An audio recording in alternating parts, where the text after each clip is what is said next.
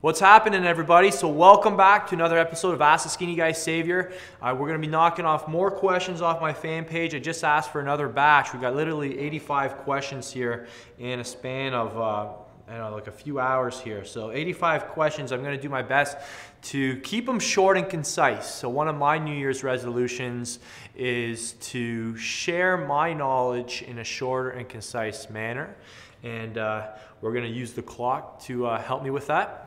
And as you can see, we've got the gym here as well. So if we need to use anything to answer your questions, we're going to take advantage of that as well too. So I encourage you guys to ask more exercise related questions so that we can take advantage of the space we have as well. But anything goes, and we'll get rolling here. So the first question goes to Chuck Crutchfield. And Chuck wants to know, hey Vince, when trying to get size on my legs, is it good to do split workout? Quads first part of the week, and then later in the week work the hamstrings? Will that help build more muscle mass by splitting them up? Absolutely yes. If you want to prioritize your legs, you need to give them what I call a quad dominant day and then a hip dominant day. A quad dominant day would be everything that starts with a squat and everything that falls down underneath it. So everything to a leg press, to a lunge, to variations of those movements, to a leg extension. So that would be all quad dominant training. And then on the other part of the week, probably 4 or 5 days later, you do a hip dominant workout, which would encompass anything that prioritizes the glutes, hamstrings, and lower back, which are also known as the posterior chain. So the deadlift and all variations of a deadlift, from a good morning to stiff leg deadlifts, to your glute bridges, to hip raises, to leg curls. So absolutely, you want to split them up. And I just leave you guys a link below to an article I wrote called The Chicken Leg Solution, which gives you an actual program that does this for you. And you can find that for free on my blog. Good question here from Bob. Bob says, Vince, how often do you need to train your abdominals, your core muscles, if you are in a bulking phase? So it depends how you want your abs to look. This question all comes back to figuring out what's your goal. Before you do anything in life, you should always ask yourself, what's my goal? So do you want freaky looking abdominals? If you do, train them 6 times a week, even if you're in a bulking phase, because when you cut, you're gonna have spent that time on them and they're gonna be way more developed. If your goal is just to have a strong core, 3 times a week is fine. So this comes down to what's your goal, and then specialize on them based on, dedicate the amount of time that's required. Just as some side info, the abdominals are a postural muscle, so they're designed to stabilize your spine. They're used all the time, so they respond better to high volume, more frequency. They're also more slow twitch in nature because of that function they have. So you typically, more volume, higher reps, short rest periods are optimal for abdominal training. But that doesn't mean you shouldn't do some low rep work as well. Next question, I cannot pronounce this man's name. Well, you guys can see what I'm trying to say here. Middle name's Abdul, so we'll call him Abdul. Hello, Vince. First question from your show. You once said that DOMs normally last 3 days. Is there any bad physiological disadvantages from overdoing exercises? I normally got about 1 week or more of DOMs, especially on leg exercises. Second, also on the show, you suggested doing 50 pull-ups per day, 6 days a week for anyone looking to build their lats. Do we need to do a split day training for back if we do this, or should we be done at the starting or the end of the before the rest day? Okay, so first things first. So yeah, the DOM suggestion was that, for those who never saw that episode, I said that if it's taking longer than 3 to 4 days to recover from a certain body part, meaning you're extremely sore, it's not bad. It just means you might have overdid it. You probably did, you didn't kind of slightly overreach, you extremely overreached. What does that mean? So what do? We basically pay really good attention to our nutrition. We might introduce some cold showers, more stretching. You might include a massage to kind of accelerate the recovery because your body's still recovering. You know, for me, I'm typically sore 3 to 4 days on average. Certain days, certain workouts, you might be a little sore longer than that, but our idea is to kind of tighten it up. Do the things we need to do from a recovery standpoint to keep it within that 3 to 4 days. And in terms of the back question you asked, you can do that at the start or the end of the workout because it was a priority. Where do you put your priorities? At the end of the day or the start of the day? You put them at the start of a day. When it comes to working out, you put it at the start of the workout. All right? So we use practical common sense when it comes to principles of priority.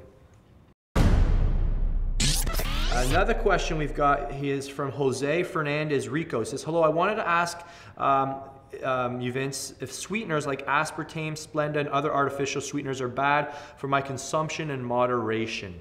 Okay, so the deal with artificial sweeteners, again, this is a hot topic and you'll hear a lot of people heavily debate this. I don't get into the debate. From the research I've read, you need to take an excessive amount of artificial sweeteners on a daily basis for you to experience the negative effects. For most of us, we're not going to get even close to that. So does that mean we pound back tons of artificial sweeteners? I mean, I personally wouldn't. I mean, we haven't seen the long-term effects with it. That is a chemical. So, you know, you have to be aware of putting foreign things into your body. You know, we don't know how it's gonna, it's another load for your liver to process and that. So my rule of thumb is to just use it when you really, really need it. So for example, people dieting down for a competition, you know, when you're starting to crave sweets or sugars and you're just dying for something sweet, having a Diet Coke, a Diet 7-Up, you know, a couple times a week is not gonna make or break your results. So I use it very periodically and only in kind of like desperate situations. That's kind of my approach. And you know, I don't shoot myself in the foot if I have a Diet Coke or anything like that. So I think you're on the right track. Moderation, a few times a week, a few times a month, then you'll be fine. Nothing more than that though. Okay, we'll do one more question. Danny Valerio, he says, Vince, I'd like you to talk a little about injuries. Have you ever had one? If so, how do you go through it? If I've had some pain in my right shoulder from an old strain and it bothers me a lot from time to time. I've always warmed up properly and so on, and it seems that it never's healed. Thanks for the attention. Greetings from Costa Rica and congrats on Monte Gym. Thank you, Danny. So, you know, first things first, I do obviously have to plug other resources that will give you further information. I did an in-depth episode in season 3 of Live Large TV on how to prevent injuries and how to address injuries. So I'll condense some of that content in a minute here.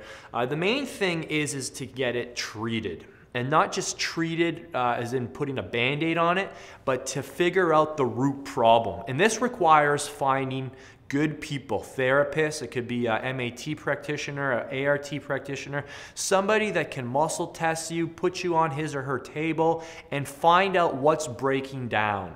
Oftentimes when somebody comes to me and says, there's pain in my shoulder, it has nothing to do with your shoulder. It has to do with some other instability on your body that's resulting in the force going through your shoulder. So for some reason, your shoulder's taking the load. I'm going to keep this going a little beyond a minute. Valuable question here.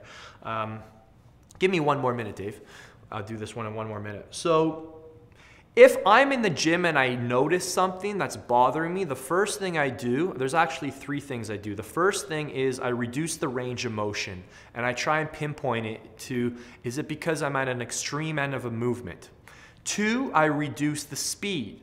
I try and pinpoint whether it has to do with the movement that I'm working. Maybe I'm not in control of the weight and something else is compensating. 3, I reduce the load. So I reduce the weight a little and I continue to see what happens. So by doing those 3 things, you're going to gain some valuable information that you can take to the therapist and he'll probably be able to help you quicker. Most therapists aren't going to need that information. They'll be able to muscle test you and figure it out really quickly.